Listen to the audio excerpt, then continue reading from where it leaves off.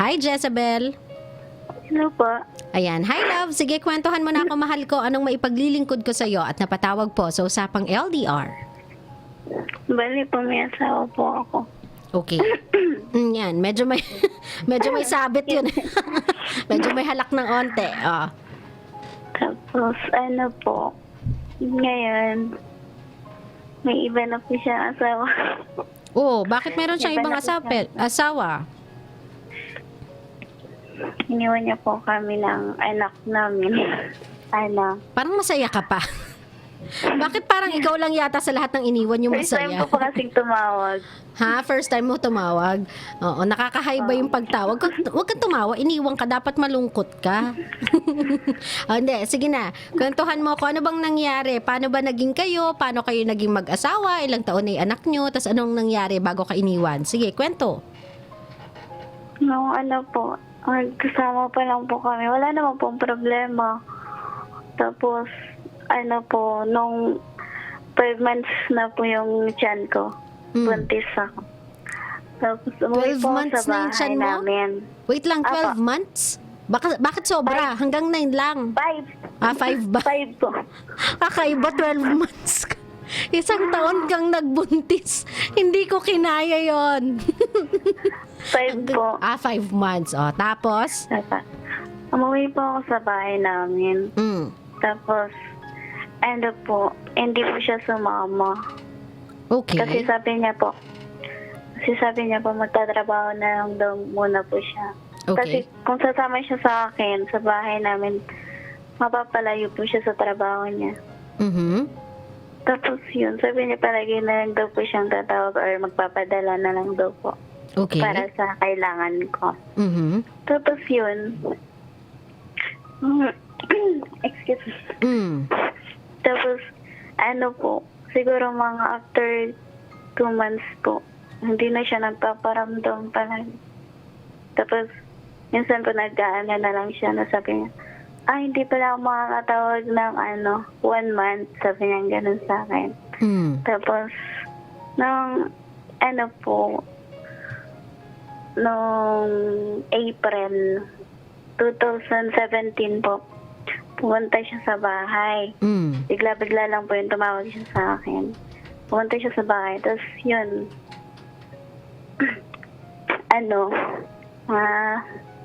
ba yan? Naiya ako. Tapos yun, ang alam niya po kasi, manganganak ako is June. Hindi ko naman po alam na April pala. Tapos nang pagpunta niya po, nagbigay lang po siya ng pera. Tapos, nung nandun po siya na parang sinasabi niya sa akin na hindi na daw po siya pupunta palagi sa bahay. Kasi, daw po, medyo mahigpit daw po yung boss niya. Okay. Tapos, iba naman po yung kasi nagtaka po ako dun sa cellphone niya. Iba yung cellphone niya. Kung dati pinapahawakan niya sa akin yung cellphone niya. Tapos yung cellphone niya, parang hindi naman sa kanya. Okay. Tapos nang nakatulog po siya, pinaksan ko yung cellphone niya. Dun sa babae po, parang nagpalit sila ng cellphone. Okay. Tapos yun po, tinatanong ko po siya. Sabi niya, kaibigan niya lang daw po. Tapos yun, hindi ko na siya tinanong ulit, umalis na po siya, kinaumagahan. Tapos, nung pag-alis niya po, ilang araw hindi na po siya tumawag din. Tapos, nung, manganganak na ako, tinawagan ko po siya, tapos hindi niya po sinasagot. Tapos, nung sinagot niya naman, parang galit pa siya. Nung sinabi ko na, manganganak na ako, gano'n. Tapos yun, nung, pinuntahan po siya na mga, mga tita ko. Doon sa trabaho niya kasi kailangan po siya sa ospital. So yung mga, tita ko po may mga, po yun, may inaalagaan din po sa bahay nila. Anak. So, wala magbabantay sa amin. Okay. Anak. Tapos yun, pumunta naman po siya. Okay lang naman. Tapos, yun, pagkatapos na nun, wala naman po siyang nasabing, yun na. Tapos paglabas namin ng ospital, hindi na po siya pumunta ulit sa bahay. After 2 weeks, pumunta siya sa bahay ulit. Tapos last na lang po yun. Tapos yun, nag-away nga po kami. Kasi, Okay. sabi niya po, kukunin niya daw po sa akin yung anak ko, yung anak namin. Tapos tinanong ko po siya kung saan niya dadalhin.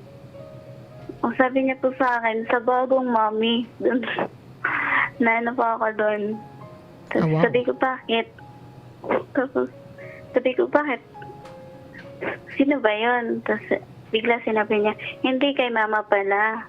Mm. Tapos sabi ko, hindi pwede. Mm. Kasi sa akin yan anak ko. Mm. Tapos sabi niya, anak ko naman yan ah. Sabi niya ganun. Tapos yun, nung kinaumagahan din po, umalis na din siya sa bahay. Pag alis niya po sa bahay, mga 3 araw, tumawag ulit po siya sa akin. Sabi niya, huwag na daw po akong tatawag sa kanya. Tapos, yung i-delete ko na lang din po yung number niya daw. Sabi ko, bakit? Sabi niya, aalis na daw po siya. Punta na daw po siyang Maynila. Mm. Tapos, yun, wala nga po nang tinatawag ko siya, hindi ko na siya makontak. Tapos, yung mga katrabaho niya po, tumawag sa akin. Sabi nila, yung asawa mo, may may girlfriend na yun, katrabaho namin. Mm. Tapos, yun pala yung babaeng, nakita ko po dun sa cellphone na, inopen ko. Okay. Yung dala-dala niya. Mm. Tapos yun, tumawag ulit po siya sa akin. Iba yung number na gamit niya. Mm. Sabi niya, bakit ko pa daw po siya ginugulo? Sabi ko, hindi naman ako nang gugulo. Sabi ko, may nagsabi lang sa akin, hindi ko ako kayo inintindi. Tapos ngayon, tatawag ka. Okay. So Tapos basically, yun, nagkaroon kayo ng formal breakup, Jezabel. I mean, naging malinaw sa'yo na maghihiwalay na kayong dalawa. hindi po, wala po siyang sinabing maghihiwalay kami. Basta umalis na lang po siya na walang Okay. Tapos yun po, ngayon, after 1 year, kasi na po, 2 years old na po yung anak namin. Mm. Ngayon po, nag-open ako ng account ko, yung Facebook. Nakita ko yung niya, yung shota niya. May anak na pala sila. Okay. Pero, pa lang naman, mas, ako yung una. Mm. Ako yung una naging asawa niya pala. Tapos, yung anak nila ngayon, nag-1 taon pa lang po yung anak namin. 2 taon na. Mm. Tapos po, nag-text po sa akin last week lang yung asawa niya ngayon. Mm. Humingi po siya ng sorry Mm. sa akin. Sabi ko, bakit? Para saan? Parang ganun. Tapos, sabi niya, sorry if, yun lang po nasa akin na yun, dati mong asawa. Sana Okay. naman, wag ko na daw po siyang agawan. Parang ganun. Tapos, sabi ko, parang siya pa yung may lakas ng loob sabihin niya sa akin. Samantalang kami ng anak ko yung unang pamilya ng asawa niya ngayon. Ganun talaga, 'di ba, sa Pinas? Ganun naman talaga ang kabit. Kung sino pang kabit, sila pang matapang. Oh, tapos Tapos po ngayon, at inaway niya po ako sa Facebook, sa chat. sino na babae? Apo. Dahil Ayaw niya daw pong mawala sa kanya si RJ. Sabi ko naman po, kasi sabi ko, wag mo na akong awayin kasi kayo nga pumunta yung asawa ko, ibig sabihin yan, mahal ka niya. Hindi ko na, kahit anong gawin ko, hindi niya babalik sa akin, gano'n. Sabi niya sa akin, kailan ba kayo huli usap? Sabi niya gano'n. Sabi ko, hindi na kami nag-uusap. Ang huling usap namin, mga 3 weeks pa lang yung anak namin. okay. Tapos yun, ayaw niya pong maniwala. Tapos sinabi niya sa akin na kung may balak daw po akong agawin yung asawa ko, hindi daw po ako magtatagumpay, parang ganun. Mm. Tapos, yun. Ngayon sabi niya, ano po, ang sabi ko lang po sa kanya, yung asawa ko, hayaan ko na sa kanya kasi, kung siya naman talaga yung mahal ng asawa ko. Pero sabi ko lang po sa kanya, kung paglaki ng anak ko, hanapin yung asawa ko, kung pupunta ng anak ko sa papa niya, huwag naman po niyang bawalan. Tapos sabi niya, hindi po pwede. Kasi hindi daw po pwede. Kasi asawa niya na daw po yun. Sabi ko naman po, anak naman yan ni RJ, yung anak ko. Tapos sabi niya, hindi pwede. Sabi niya gano'n. Tapos, sobra po siya nagalit sa akin. Tapos kapon, sinabi niya sa akin, kung pwede daw po magkaibigan kami. Magiging magkaibigan daw po kayo. Okay. Tapos yun po, ano pong gagawin ko? Ano pong gagawin ko? Love, ganito, no? Kasi ginugulo ka na ng current niyang asawa. If you'll be friends with the ex, if you'll be friends with your ex-husband na iniwan kayo para sa kanya, lalong gugulo yung sitwasyon ninyo. Kasi right now, kahit papano, tahimik na kayo ng anak mo eh. Meron na kayong sariling buhay, nagawa nyo ng magkaroon ng routine without this guy, and you letting this guy in for the sake of quote-unquote friendship na alam naman natin hindi naman talaga kayo magiging friends with benefits yan, or if not, naghahanap na naman ng kaharutan niyang asawa mo or dati mong asawa at gustong bumalik sa'yo, it will make things even worse.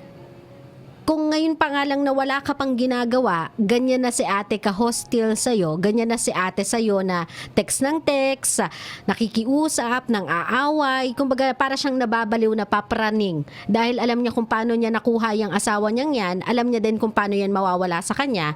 And seeing these signs mula dun sa ex-husband mo, baka magkaroon ng part 2 yung pang-iiwan niya sa asawa. Naiintindihan mo ko ba? Apa. Po kasi siguro nagsiselo siya kasi hindi ko naman po friend yung asawa ko sa Facebook. Kaso nga po, parang ni-stalk daw po ako.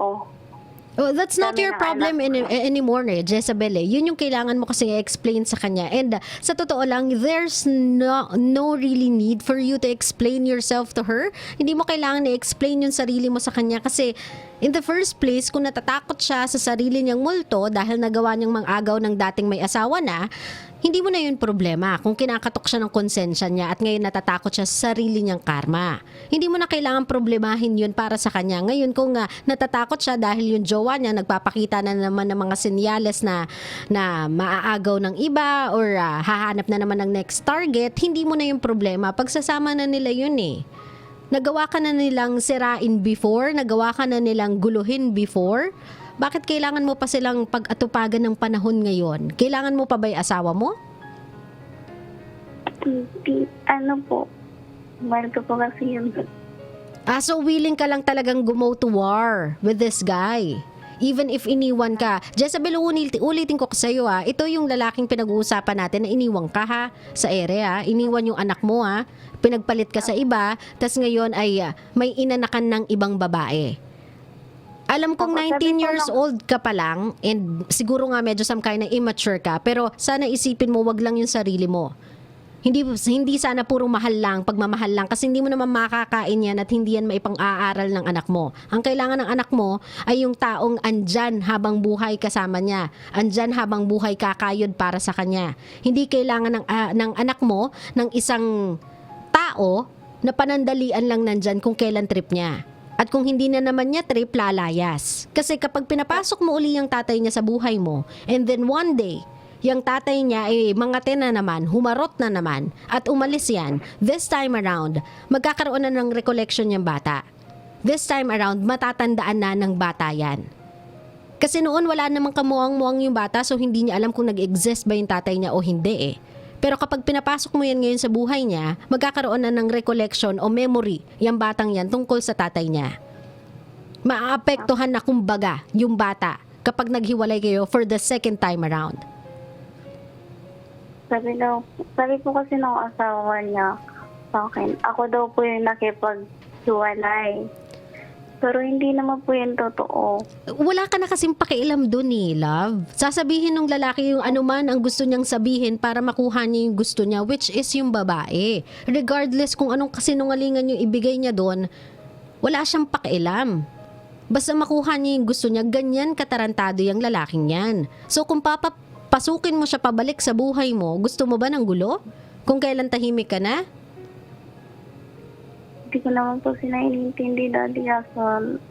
Kung hindi mo sila iniintindi, love, hindi mo sila i-chat. Kung hindi mo sila iniintindi, hindi mo sila re-replyan. Uulitin ko, Jezabel, wala kang obligasyon para mag-reply sa kanila. As far as you know, yung lalaki yun ang iwan sa inyong mag-ina. As far as you know, tumalikod yung lalaki sa responsibilidad niya sa inyong mag-ina. So ano pang karapatan niya para guluhin ka ngayon? Ano pang karapatan niya para bigyan mo ng assurance yung babae niya tungkol sa pagsasama nilang dalawa? Dapat hindi ka na nila dinadamay. Humaharot na naman kasi yung lalaki, nagpapaharot ka naman. Hindi po, wala naman na po kaming nun. Bali yung asawa niya po ngayon. Kaya nga, wag mo silang pakialaman. Sabihin mo dun sa babae kung ano yung problema ninyo, problema nyo na yan, wag nyo akong idamay. Nananahimik na kami ng anak ko. 2 taon na yung nakalipas simula nung iniwan ako ng lalaking yan para sa'yo. So enough na yun. Enough na na nasaktan niyo ako. Wala naman, ikaw pakialam eh, Jezabel eh. Wala ka naman pakialam kung maniwala yan o hindi. Hindi mo ba nagigets? Anong paki mo? Anong makukuha mo mula dyan? Anong benefit niyan sa'yo kung maniwala siya o hindi? Yayaman ba kayo ng anak mo? Magkakaroon ba ng educational plan yung anak mo kapag naniwala yan? Mabibigyan ba kayo ng 1 milyon ng anak mo kapag naniwala yan sa'yo? Oo, hindi. Hindi po. Oo. So, anong point? 'Di ba? Anong point para paniwalain mo siya? Wala naman siyang ambag sa buhay ninyo eh. Ba't kailangan mo siyang intindihin? Kung ano yung paniniwalaan niya at hindi, wala ka na dun. Hindi mo na kailangan atupagin yun, hindi mo na kailangan alamin yun. Ngayon kung nagugulo ka kasi kamo, chinachat ka, simple, block mo. Ang dami-daming space for block. Wala naman certain or minimum yung mga pwedeng i-block sa Facebook eh. Block ka lang ng block. Kapag alam mong siya, block mo agad. Kapag alam mong tungkol na naman sa ex mo, block mo agad. Naintindihan mo ko, love? Maapektuhan ka lang yan kung magpapaapekto ka. Kaya wag ka magpaapekto. At yung mahal-mahal na yan, ate, isipin mo muna, nanay ka na. Hindi ka na teenager. Kung may babalikan ka, balikan mo siguro yung lalaking yan kapag wala siyang pananagutang iba. Dati na siyang sumabit eh. Ngayon, kakabit ka pa sa sabit? 'Di ba? Naintindihan mo ba ako, Jezabel? Oo. Kasi pamilya mo sumasalo sa'yo, love eh. Pamilya mo yung sumasalo sa'yo. Mga tita mo yung sumasalo sa'yo. Nanay at tatay mo yung namumblema para sa'yo. Lalo na nung nagkaanak ka sa mura mong edad. Huwag mo na silang i-disappoint. Huwag ka nang bumalik dun sa taong nakagawa na ng pagkakamali sa'yo. Kasi sasakit yung ulo ng tumutulong sa'yo eh. Baka manawa pa nga eh. Niloko ka na nga eh. Ginamit ka na nga, iniwan ka na nga eh. Uulit ka pa. Naintindihan mo ko, love? Huwag mo na siyang pansinin, huwag mo siyang atupagin. Kapag nag-chat siya sa'yo, nagte-text siya sa'yo, sabihin mo na lang sa sarili mo, wala akong pakialam.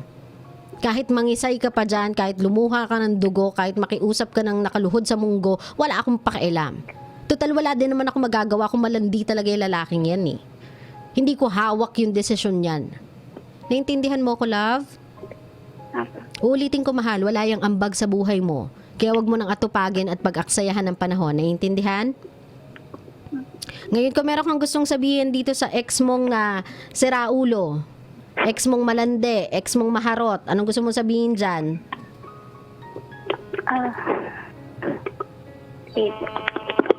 Wala po. Wala ka nang sabihin sa kanya, wala ka din sasabihin doon sa kabit niya? Sana tigilan mo na ako kasi sabi ko sa'yo, syempre ikaw na yung inuwihan ng asawa ko, kaya ang pinili niya. Sana naman, huwag niyo na akong guguluhin. Huwag mo na akong guguluhin kasi ayaw mo namang maniwala sa sinasabi ko sa'yo na wala naman na kaming connection ng asawa ko. Na asawa mo na, dapat tigilan mo naman na po ako. Huwag ka na magselos kasi wala naman akong balak agawin uli yung asawa mo.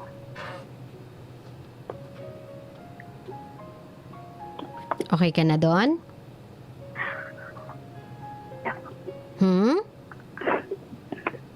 Okay na.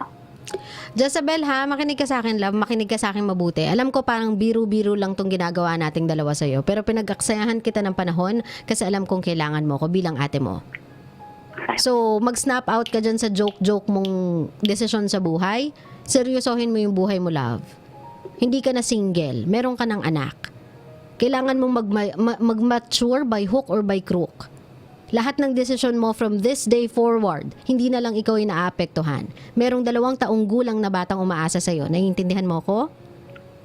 Okay po. O, lahat ng desisyon mo, dapat kung ano yung makakabuti para sa batang yan. Hindi lang para sa sarili mo. Huwag laging pinapairal yung puso. Gamitin mo din yung isip mo kasi ngayon kailangan mong mas maging matalino, mas maging praktikal. Naiintindihan? Maraming salamat for calling my show, Jezabel, ha? And ingat kayo ng baby mo, ha? Okay. Salamat, love. Bye-bye. Ay, naku, yung mga ganitong klaseng lalaki, ito yung mga, ay, naku, sinasama to sa sangkutsay. Dapat sinasama to sa mga bawang sibuyas pag nagsisiga, gigisa ka, o di ba? Nakakairita. Ang kapal na mukha mo humingi pa ng friendship, kundi ka ba naman nahiya sa mga mukha mo at sa balat mo? Anong friendship? Iniwan mo yung anak mo at asawa mo sa panahong kailangan ka nila, tas ngayon hihingi ka ng friendship? At yung mga babae, kapag alam nyong nasulot nyo lang yung lalaki, wag nyo nang guluhin yung original. Just because hindi kayo kampante sa lugar ninyo, hindi kayo kampante sa posisyon ninyo sa buhay nila, hindi na kasalanan ng original na ngayon ay nangangamba kang bumalik sa'yo yung karma. Huwag nyo na silang guluhin. Magkaroon naman kayong konting delikadesa bilang isang babae. Nang agaw ka na nga, nanira ka na nga ng pamilya, ang kapal pa ng mukha mong humiling dun sa original na wag na kayong guluhin, hindi naman kayo inaano. O diba? Ewan ko ba ba't dito sa Pinas kung sino pa yung kabit, sila pa yung matapang. Ano bang pinagmamalaki nyo na kayo yung pinili? Na ipinagpalit yung pamilya para sa inyo? O anong achievement nakuha nyo mula doon? May trophy ba yan? May medal ba yan? Greatest kabit of all time? Ganon? Ganon yung award? Huwag niyong ika-proud yan. There's nothing to be proud of kapag nakapanira kayo ng pamilya. There's nothing to be proud of kapag nanulot kayo ng asawa ng may asawa. Wala kang dapat i-proud, ika-proud. Dapat nga ikahiya mo pa yung sarili mo dahil dyan eh. Biruin mo, pinag-aral ka, pinalaki ka, pinalamon ka ng pamilya mo para maging isang kabit. There's nothing to be proud of it, love. I know it hurts. It should. For you to learn na it's wrong. Huwag niyong guluhin yung mga original. Huwag niyong guluhin yung mga taong nananahimik at nagtatry na lang ibangon yung mga sarili nila after silang iwan ng lalaking sinulot ninyo. Kahit yun na lang, ibigay niyo sa kanila. Kung wala kayong respeto dun sa babaeng inagawan ninyo at wala kayong respeto higit na sa mga sarili ninyo, dahil wala na nga kayong hiya, magkaroon kayo ng respeto dun sa bata. Walang kinalaman yung bata para guluhin nyo pa yung buhay nila. Masaya na sila lang dalawa. Tinatry nilang ibangon yung sarili nila mula sa lugmok na ginawa nyong dalawa kasi mga mapupusok kayo, mga mahaharot kayo, mga malalandi kayo, hindi magsama kayo. Ngayon kung natatakot ka, kasi alam mo kung paano mo nakuha yung lalaking yan at natatakot ka na one day, mawala sa yung lalaking yan for the same reason. Hindi na yun kasalanan ng original. kasalanan mo na yon. You should have known na ganyan talaga yung lalaking yan. Naiintindihan nyo? Kaya kayong mga kabit, huwag kayong masyadong matapang. Huwag kayong magmaangas, huwag kayong magmaganda, kasi hindi nyo yan ikinagaganda. Ikinabababa ng pagkatao nyo yan.